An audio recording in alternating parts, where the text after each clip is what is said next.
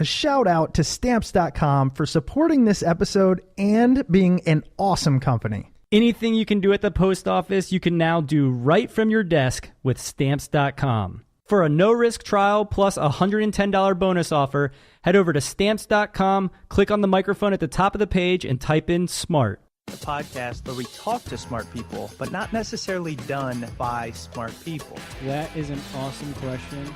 This one goes down probably on one of my top 5. Hey, I like nutrition. I like to eat food. This is the coolest thing ever. We're going to do this forever. I wish I paid more attention in that class. You know, I'm going to be honest, I don't understand that. As a man, I don't get it. Welcome to smartpeoplepodcast.com. Welcome to Smart People Podcast, where we have conversations that satisfy your curious mind. I'm Chris Stemp. And I'm John Rojas. How you guys doing out there? I'm good, thanks. No, them. I'm talking sorry. Hope you guys are having a good day and ready to take on this week. Most of you listen early on in the week, so we're going to get you pumped. As you go to work, you want to think about how can you really make some change? How can you invoke your inner CEO? And today, we are talking with Adam Bryant. And Adam, really cool guy. He conducts interviews with CEOs for his corner office business, if you will. You know, it's called Corner Office. It appears in the New York Times and on NewYorkTimes.com. He compiles these interviews with some of the top CEOs in the world and really gives you some amazing insight on how they succeed, how these companies run. And when we mean success, it's not just make a lot of money. It's how do you take a culture and really grow it? What makes certain businesses unique, certain cultures unique? It was very insightful. And by the way, his book, which is pretty incredible, is called Quick and Nimble, Lessons from Leading CEOs on How to Create a Culture of Innovation. Adam has a pretty extensive background. He's had many roles at the New York Times, including business reporter, deputy business editor, deputy national editor, and senior editor for features. I mean, he's been all over the place, writing, editing, reporting. Pretty interesting path he's taken. So we're going to turn it over here to Adam in a little bit. I wanted to have one little plug. If you guys like this, head over to chrisstemp.com and sign up for the newsletter because I will be launching my newest podcast any day now. It's called Thrive, that John is helping me out with. It's very similar, but we're taking on topics that are a little more life development, career-oriented. So if you like that kind of stuff, head over. If not, you know where to find us at smartpeoplepodcast.com. I think you owe Smart People Podcast some advertising money now. We're going to turn it over to Adam, smartpeoplepodcast.com. Let us know what you think. We've gotten some awesome emails recently. We really appreciate you guys reaching out. People saying, hey, I can help with this. This is my expertise. And it's just been a lot of fun. Oh, yeah. Everybody that has emailed saying, hey, I want to write for free on your site, or I want to help with UX and UI, you guys are awesome. Yeah, really appreciate Absolutely that. Awesome. Thank you so much. So here we go with Adam Bryant.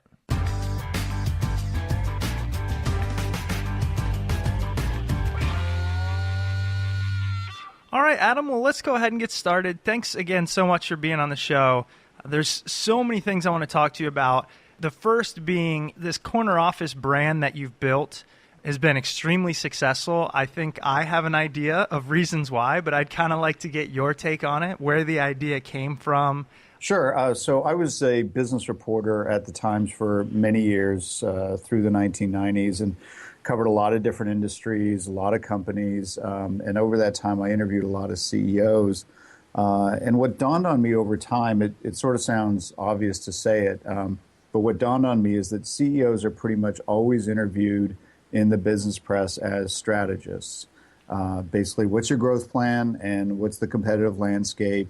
And that's kind of it when you really boil down the architecture of most CEO interviews in the business press. And, you know, there's a big audience for those articles. I enjoyed doing them. I learned a lot. But I just found personally, the more time I spent with CEOs, the more I found myself wanting to ask them really simple questions like, how do you do what you do?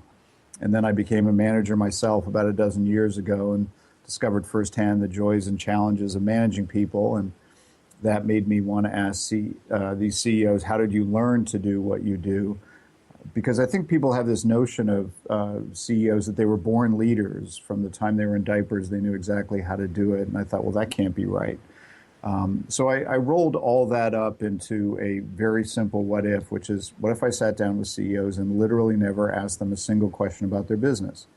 And instead, we talked about leadership lessons they've learned over the course of their lives, how they lead inside their company as opposed to how they lead in their industry, how they hire, what questions they ask, what advice they give to college graduates, kind of those simple open-ended questions. And that was basically the initial premise when I launched Corner Office in March 2009, and that was about 300 interviews ago and 2 books later, and I'm teaching a leadership course at Columbia now, and I hear from a lot of professors around the country in business schools who tell me that they're now using Corner Office almost as a case study method in leadership styles in their own leadership courses. So I think I'm a teacher trapped inside a journalist's body, so it's all very gratifying. Now, when you mention they're using Corner Office in their teachings, could you explain, especially for those that don't know, what you mean by the Corner Office, like the approach, the writing, the term? What do you mean by that? Yeah, so it's essentially a Q&A format. I typically interview CEOs for about 90 minutes. I get the interviews transcribed. They're usually come back between 10 and 15,000 words, and I essentially boil it down to about 1,100 words. And I'm really looking for 3 or 4 takeaways, just great stories, insights, tips, the kind of thing that people can go back to work after reading the next day and say, I'm gonna do that. And so they're very quick reads, but if you like cooking metaphors, I sort of take the reduction sauce approach. I boil off all the water and make it a fast 1,100 word read. But and I just get tremendous feedback from readers. I've also come to appreciate over time just how personal leadership is, and I get reminded of that every week, because what I've come to understand is that the interviews that I do, they're essentially like Rorschach tests, classic ink blot tests, where everybody reads them very differently. I've come to appreciate that if I gave the same interview to 20 different people, you'd have a whole spectrum of reactions. 2 people would say, I would never want to work for that person. 2 people would say, I would work for that person tomorrow, and then you get a range in the middle. So again, as much as people love to put kind of theoretical and conceptual frameworks around leadership, and I understand why, at the end of the day, I think leadership is personal, and we kind of all have to make sense of it for ourselves based on our own personalities, the personalities of the people we're working with, the context. It's very different leadership style if you're working at a fast-growing startup or a legacy company that's declining and in desperate need of a turnaround. So those are some of the things that I've learned from doing this for about 4 years now. It's interesting. I actually would love to hear your take on the different types of leadership, or even how you define it, just because I know that I read an article the other day. It was saying how to get a job at Google, how to get hired at Google. And one of the pieces of advice from the guy who used to do hiring there, he said they look for leaders, but the way he described it was, you don't have to always be looking for people to follow you or to be the first one in line. It's just when or when you have a great idea, when you think there's a better way of working through something, you're willing to kind of say, hey, I'll take the reins on this. I'll listen to everybody else, but I think I can lead the charge. And then as it evolves, perhaps stepping back and letting other people utilize their strengths. I thought that was a really interesting take on leadership. Yeah, and that was Laszlo Bock at Google, who I've interviewed a couple of times myself. They have fascinating insights. And to me, one of the things that some of his ideas about what they're looking for in people they hire at Google, it points to the fact that a lot of leadership is about paradoxes and finding the balance point between, 2 contradictory or opposing forces. And a couple of points that Laszlo Bock called out, one was humility and the other one was ownership, and I think humility is a really important word, and it's kind of a close cousin to self-awareness. You have to be keenly aware of what you don't know, and that puts you much more in a learning mindset. But also you take ownership where you've got that confidence to say, I've got this, I'm going to run with it. And I think it's really finding that sweet spot between those two things. I heard a great expression from one of the CEOs I interviewed where he says they like people with desirable self-confidence. And I think that phrase captures that sweet spot between humility and confidence. There's a sweet spot right in the middle of that that really separates people, and not everyone has it. John and I were talking before the interview about how so many people want to get into the minds of CEOs. And we were kind of wondering, or hypothetically asking, why CEOs? Why are so many people fascinated by what they do? Well, I think the fascination stems from the fact that true leaders are rare in our society, and the combination of talents and skills and qualities that you have to be a leader are pretty rare. And everybody's, all the leaders I've interviewed, they're incredibly different, but there are some patterns. And I think there is sort of endless fascination with what is it that help these people rise up to the top, and what makes them tick.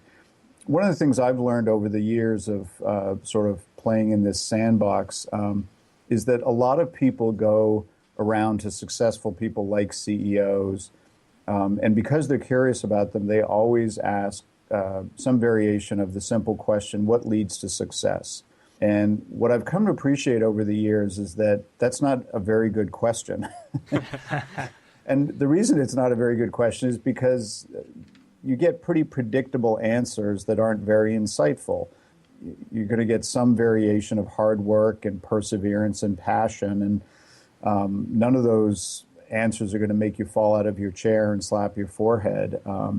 And one of the things I did with the first book I wrote called The Corner Office is I really tried to ask a more specific question, which is, what is it about these CEOs I'm interviewing? What qualities do they have that explains why they got promoted all the way to the corner office? And in other words, what qualities do they have in slightly greater abundance than the people 2 or 3 levels down who didn't get those jobs? So that, if you frame the question that way, that takes a lot of the stuff that, comes out as predictable answers and essentially makes that the table stakes. So you assume everybody's hardworking and perseveres and all that. And then you ask well, then what? What are the qualities? And I found 5 qualities that emerged from my interviews. And to be clear, I don't write books starting out with a silver bullet theory and then look for proof. I just do sort of connect the dot exercises, looking for patterns in the interviews. And it's just a couple of examples. One of the qualities is what I call passionate curiosity, which is really just kind of a relentlessly questioning mind. You're curious about people, their backstories, how things work, how they can be made to work better. And to me, I think this is one of the sort of head fakes in our society about CEOs, because if you look at the covers of glossy business magazines, the pose, the CEO, he might have his arms folded, and the whole notion is like, I can see around corners, right? I've got all the answers. And what I've come to appreciate is that the best CEOs, they don't have all the right answers. They have all the right questions. And they ask precisely the good, dumb questions, the simple, smart questions that can take their companies into whole new directions. So that's one quality. Another one, just as another example, is what I call a simple mindset, which is the ability to take a lot of complicated stuff and boil it down to the 1 or 2 or 3 things that really matter. And, we can argue all day long about whether CEOs are overpaid or not, but I do believe they earn their pay on those days where they might be running a big multinational corporation, and they can stand up in front of everybody and say, these are the 3 things we're going to focus on this year. This is how we're going to measure our progress. And that's a rare skill. Not everybody can do that. And I get constant reminders in my interviews about the importance of simplicity. And if you look at some of the brain science studies, we generally can't remember more than 3 things, maybe 4. More than that, you need a great advertising jingle behind it to help you remember it, to all beef patties, special sauce, etc. But I get reminders of the importance of simplicity sometimes, because I often ask CEOs if they have gone through the exercise of codifying the values of their company. And oftentimes they'll say yes. And I say, I'd love to hear them. And they'll go, we have 8. And at that point, I make a silent $20 bet with myself that they're not going to remember them all. And I usually win that bet. And it's pretty striking that if the CEO can't remember their own values, how can they expect their employees to? I always wonder this, because you mentioned the leadership traits of CEOs. Throughout all your hundreds of interviews and research with these CEOs, do you think that they are born with these leadership traits, or do you think that they pick these leadership traits up as they go, throughout their career? What were your takeaways, I guess, in that aspect? I think it's a bit of both. I think leadership in many ways is learned just through experience, and I think you can speed up the learning curve of experience. And in some ways, that's kind of the contribution I'm trying to make, that if you get the wisdom of 300 mentors and the things they've learned, that will speed people along their learning curve. But I do think there are some things that people are born with. A couple of the qualities that really strike me in all my interviews is just how much drive these people have. I mean, if you indulge the metaphor of, we all have an engine inside of us. And with these CEOs, the engine, it's like a V12, and it is going all the time. They're just kind of always on. They seem to have an incredible amount of energy and stamina. A lot of them fulfill the sort of cartoonish notions of they really do get up at 4 o'clock and get a jump on the workday. So that's one thing. Another thing is they really, if you'll indulge a different metaphors, they wring every experience they have, no matter what the experience is. They kind of wring it like a wet towel and just get every last drop of insight and lessons out of it. So, you might talk to one person, they say, well, when I was in high school, I just worked at McDonald's after school and not think anything of it. And then I'll interview one of these CEOs and they say, I worked at McDonald's after school during high school, and I learned these 6 things doing it. So again, it's not so much that you need that secret formula of experiences to become a CEO. I think it's really just what you make of the experiences you have. Now, after you've interviewed so many, I know, as you mentioned, they have different personalities.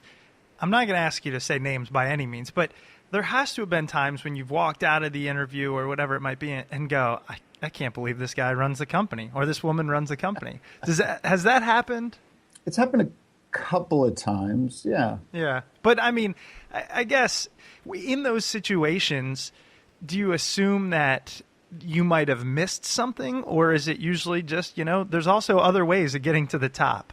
Part of it depends. I mean, it's a really interesting question. Part of it depends, I think, on the industry they're working in, because there are some businesses that at the end of the day are kind of the opposite of rocket science. That there are some industries that don't change a lot. They're super simple. And if you have relentless focus on a few key things, you can succeed. And I think that's in some ways, maybe why they're successful, because they don't overthink things, and they just keep that relentless focus on one or two or three measures. So, but I have to say it's an incredibly small number of people. Right. And I work really hard to choose people to interview who I think are going to be interesting and thoughtful and have clever, not in the tricky sense, but, refreshingly new insights on leadership and management. And, so I look for the kind of people who, I got a pitch from one company about their chief operating officer who makes all new managers participate in hula hoop contests on a stage in front of the staff.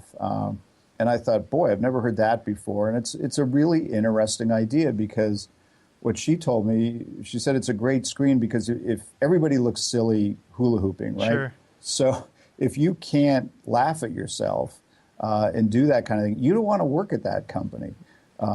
So it's a great kind of self-selection mechanism. Sure. So I'm always looking for those kinds of things that say, boy, this person is really thoughtful about it. What's the one place that's worse than the DMV? The post office. So why are you still going when you can get postage on demand with Stamps.com? Anything you can do at the post office, you can now do right from your desk with Stamps.com. You can buy and print U.S. postage for any letter or package using your own computer or printer. How easy is that? Why would you do anything else? And unlike the post office, Stamps.com never closes. You can get postage whenever you need it, 24/7. I know you guys have heard me talk about the small nonprofit that I work for. I am the VP of marketing, but I'm also the mailman. So I ship out about 4 to 6 packages every week. Once I found out about Stamps.com, it saved me at least an hour or 2 a week. All you have to do is plug the free scale they send you into your computer and select the mail class. Stamps.com will instantly calculate and print the correct postage. You slap it on the box and you put it on your front porch. The mailman does the rest of the work. Right now, use our promo code SMART for this special offer. 1, a no-risk trial. 2, a $110 bonus offer, which includes a digital scale and up to $55 in free postage.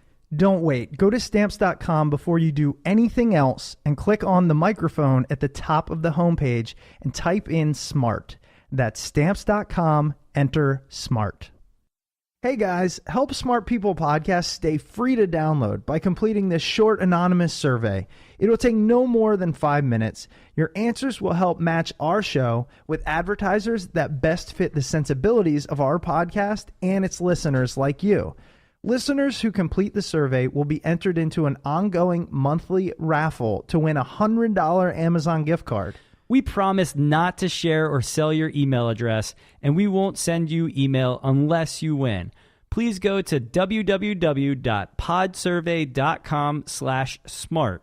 That's www.podsurvey.com/smart to take our survey and get a chance to win a $100 Amazon gift card. Thanks a lot. Well, and we have a copy of your newest book, and you list your interviews for this one. Going through, it is a who's who. I cannot imagine. John and I love interviewing people. It's why we do this show. We get our episodes transcribed. We try to pick out a lot of the things. I've learned so much. And then I look at the people you've talked to. I'm like, damn. I mean, these people. So anyways, it's really great to be able to talk to you about it. And again, this might be a tough question, but do any of these people jump out to you? I mean, I don't want you to have to play favorites, but maybe it was their story, the way they got things across to you, what they've overcome, that just sticks with you? I think the best way I can answer that is in terms of what have been the biggest surprises for me.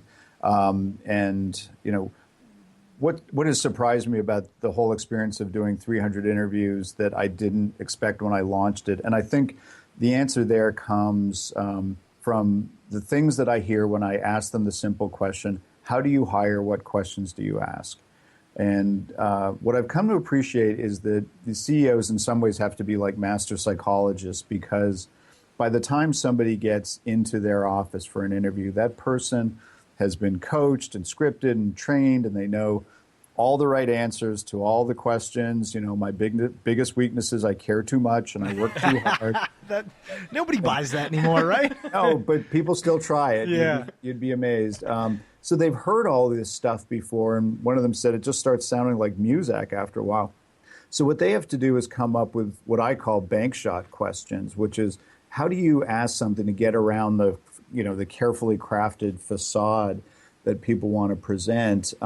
And I have to say, 300 interviews later, I'm still hearing things I've never heard before, and just really smart, insightful questions. And that's where have been some of the surprise. I mean, just a couple of examples. I interviewed Tony Hsieh, the head of Zappos, and he says he asks people on a scale of 1 to 10, how weird are you?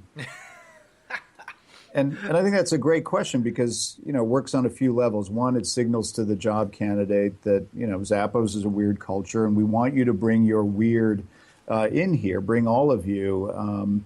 But how weird are you? And it's a great screen there. He asks another interesting question where he'll say, what is the biggest misperception that people have about you? So dramatic pause, and it turns out that's just the setup. So once you answer that, then he says, well, what's the difference between perception and misperception? Interesting. And again, works on a whole bunch of levels, right? It gets at how self-aware are you. It's also a good screen because if somebody says, a lot of people think I'm a total jerk, but I'm not, then what's the difference between perception and misperception? And you go, well, you just come off as a jerk. So Yeah, exactly. I love it. And even on the question of weaknesses, because, CEOs want an authentic answer to that question. I've got a little bit of a beef with the, what are your weaknesses? Because the construct of the question is, it's as if you're supposed to say, well, I've got this bum leg, I've got this thing about me. There's literally nothing I can do about it. And I don't think that's the way a lot of people operate. So I really love this one CEO's approach to it, where he'll say to people, hey, do you think you're going to be different 5 years from now than you are today? And people say, of course I'm going to be different 5 years from now than today. And he say, well, how do you think you're going to be different? And it puts much more of a positive spin on it and essentially asking like, okay, where do you want to get better? And what do you see as the things you want to build on? Or, if you've got the equivalent of a weak arm, you want to strengthen it so that you're balanced. And to me, that's a much better question. That is. That's genius. I mean, I love those. In your last book, which was a bestseller, it's the one we've kind of talked a little bit more about here. It's definitely more geared towards leadership. And not that your newest book isn't, but I love the fact that you talk about innovation. So it's creating innovation, which again is leadership in some fashion. But I'm interested, especially because John and I talk to a lot of authors, innovation seems to be the new kind of thing that people are trying to figure out. What made you look at innovation specifically with your new book, Quick and Nimble? Sure. I guess a couple of points to start off with. One is I tend to see innovation not as sort of workflow or process or, take 5 people, stick them in a garage with 2 pizzas and do creative things. I believe that everybody in any company, in any organization, has to contribute to making the entire company innovative, because that's the new normal we're in, right? The pace of change is so fast, and everybody has to be looking at their own jobs and their colleagues and the broader company's work and saying, how can we make this more efficient, better, come up with great ideas? So that's one of the places that I start from, that you've got to get the culture right. And culture is really just about the relationships that everybody has with each other at a company or nonprofit or whatever. So that's point one. The book really, if I sort of go back upstream to where it started, it was with something that one of the CEOs I interviewed said. He said, we want to be the largest small company in our space. And it really gave me pause, and I thought a lot about that. And of course, he means largest in terms of revenues and profits, and smallest in terms of holding on to that startup feel. And again, that notion really stayed with me, and I just started turning that over my head. And it's like, well, what does that mean? And then how do you do that? And what is culture? And the funny thing about culture is that if the two of you guys and I stood in front of a whiteboard and said, what's culture? We could probably put 100 things on it. And every one of them would be true at some level, right? Because culture is one of those really amorphous things. So just like with my first book, I'm a big believer in the art of asking the good, dumb question, or, asking the right question. So I tweaked the question a little more and framed it this way, which is, what are the biggest drivers of culture? The things that, if done well, have an outsized positive impact, and if done badly or not at all, have an outsized negative impact. And so that was my sort of opening question. And then I just sifted through more than 200 interviews looking for insights that helped me answer that question. And I got the list down to, the first half of the book I call Setting the Foundation. So it's a list of what I think are really must-haves, that if you're going to have an effective culture And if you have an effective culture, you're going to be more innovative. So that was kind of the backstory of the book. As I mentioned earlier, John and I do something similar with our transcripts. We're in the process of kind of going through a similar process, and this might be a selfish question to ask, but do you recommend that idea of kind of start off with a question and then dig through on how to find the answers? I think it's a bit of a balance. I mean, the way it's worked for me is that with the first book, I did close to 100 interviews, and then I started hearing these echoes and themes and patterns, and that led to some kind of half-baked questions and half-baked notions. And then, so to me, it's about hitting that balance where you don't want to start off with like a theory. I think that business is like, an ocean with a dolphin, and then you just look for, any proof out in the world that proves your theory of oceans and dolphins, because, there's a lot of books out there, and I like that. I don't think they add a ton of value. Sure.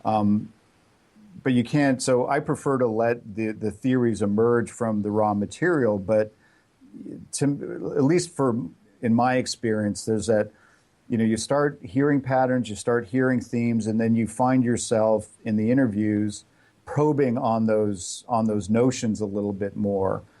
So you're kind of pressure testing these ideas, and if you get richer answers, then you start asking more about it. So it's really a balance for me, and then by the time I get down to starting to work on the book, I'm very old school. I basically go to the local drugstore and I buy 3 or 4 or 5 packets of index cards, and then I literally go through my interviews and I just write down little bullet points, insights from that I come across, and the name of the CEO, and it's just sort of one phrase or something.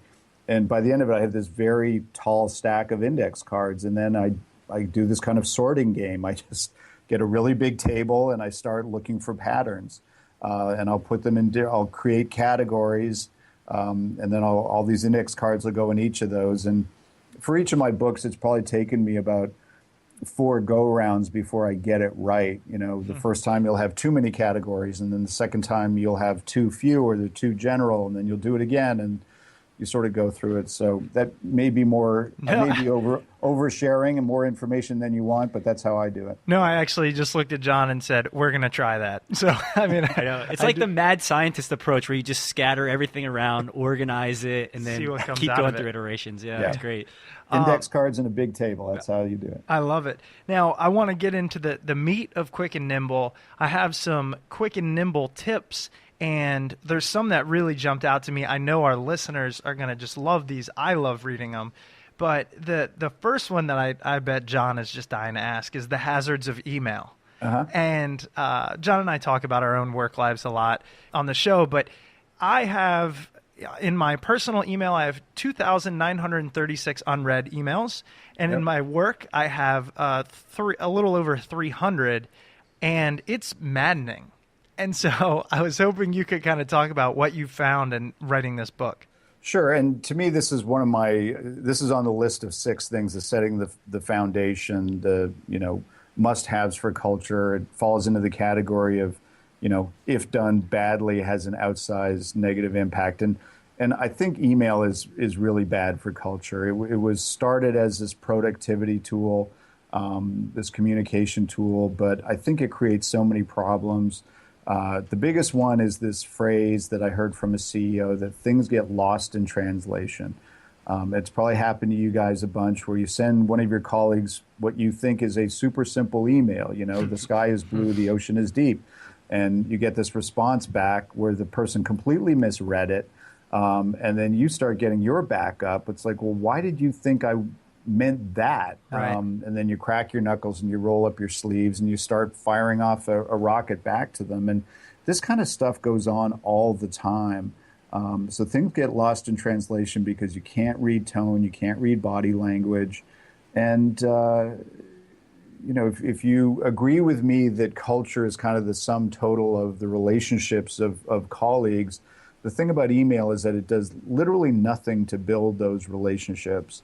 And it's much more likely to damage what fabric there is there in the first place. And the other crazy thing is that email is supposed to be this productivity tool, but You can chew up an entire afternoon over some email argument that if you actually just walk down the hall and talk to your colleague, you could have worked it out in 2 minutes. So I've heard a lot of CEOs have very explicit rules. You can't argue over email, 2 back and forths, and then you have to either pick up the phone, get on Skype, walk down the hall. And the other thing that I heard from one of the CEOs is that part of the problem with email is that it taps into a really bad part of our brain, which is the part that makes us always want to have the last word. So if you get an argument with somebody, everybody wants to have the, oh yeah, and shut it down. And, I've also heard stories from the CEOs, and I've seen it myself, this loop starts, and then the CC loop widens, and then suddenly, you got a scene from West Side Story with the Jets and the Sharks, and, the CEOs have to send a note saying, stop. It's crazy. And I wanted to ask if you've seen any innovation with an email, because you mentioned just Skyping each other. And I don't know why I never really thought about using Skype. I used to work at a consulting firm, but it would have been so easy just to video chat with somebody as opposed to do that little email dance. But are you seeing any companies and CEOs that are really, I guess, revolutionizing email or innovating it? It's more just trying to enforce a culture of don't use it much. Gotcha. It's really kind of, and they find that they really have to be vigilant because people forget the rule and they have to remind them. It's like, stop doing this. It's one simple thought experiment. Can you imagine a world where instead of the phone being invented when it was and email being invented when it was, if you actually reverse them? So back in whatever year it was when the phone was invented, what if that was when email was invented? And then much more recently, somebody invents something called the phone. Can you imagine how we would have reacted? It's like, wow, this thing is so much better. You can hear tone. It's so much better for communicating. People would think it'd be revolutionary. So in some ways, we've gone backwards in terms of using tools to communicate. I just got goosebumps. Well, That's yeah, the coolest thing I've ever.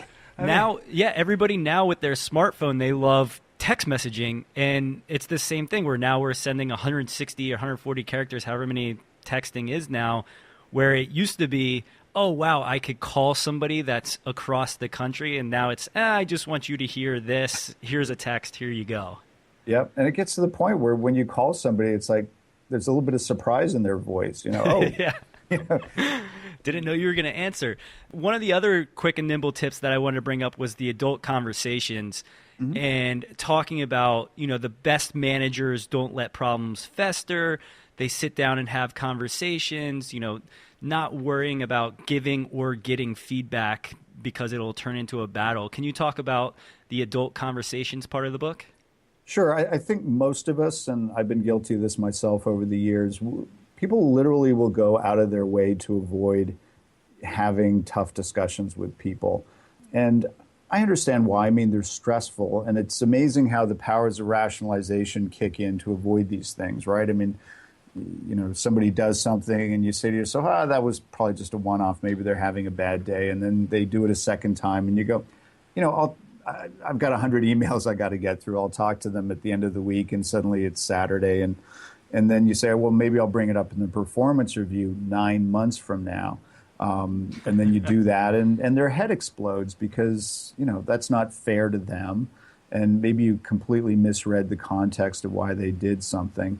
And, these conversations are stressful. It's a bit, to me, like stepping into a knife fight in a phone booth, right? You don't know how people are going to react. But what I've heard from so many companies, it's such a common theme that they really try to create this culture of give people feedback, give it in the moment, take the pressure off it. I mean, one of the CEOs says he'll tell new employees, it's my job to give you feedback. If you do something well, I'm going to tell you. If there's something you do, you could do it better. I'm going to tell you then. And his point is to desensitize it. So it's not like, oh my gosh, my boss just called me into his or her office and closed the door, and now we're going to have a feedback session. And at that point, your brain lights up like your life was in danger, and you're probably not going to hear anything they say to begin with. And the other thing, too, is that there's an art to giving people feedback to avoid that problem of their head exploding. And, getting their back up. I heard this great expression about how you don't go over the net. And obviously the metaphor is from tennis or volleyball, but you stay on your side of the net when you're talking about something. You never make statements that suggest you know why the person is doing something. You just talk about your reaction to it. So you don't say, for example, I've noticed you show up 20 minutes late every day and it seems like you don't care. Because then the person's going to say, what do you mean I don't care? How dare you?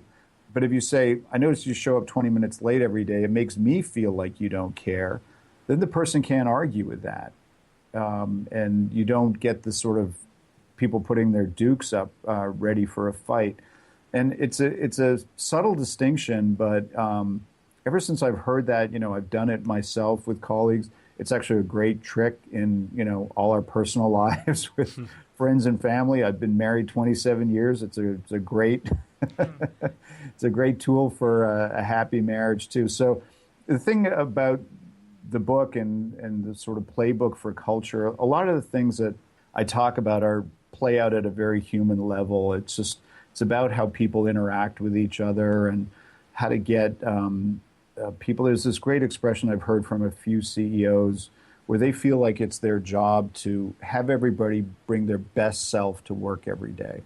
And I love that expression because I think every one of us, whenever we go to work, we do this little thing when we walk in the front door of the company.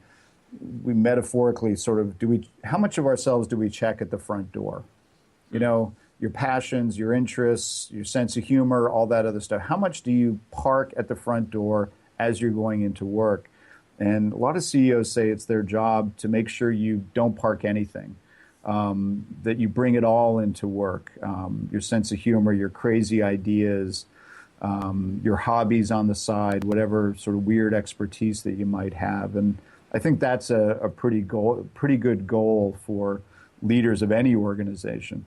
That's some of the best advice. Yeah, and I was just going to say, I have such a newfound respect for CEOs because we do have this idea of them in our mind as people with their arms crossed looking off of the business cover, but in reality, they're humans and they want their people to be humans, and that's I don't know, you kind of blew my mind today. That's good to hear. And the thing about so many of the people that I've interviewed, it's very rare that I interview a CEO because I always ask them when they were younger and try and get a sense of their life story. And I could probably count on one hand out of the 300 the number of times I heard somebody who basically said when they were younger they wanted to be a CEO.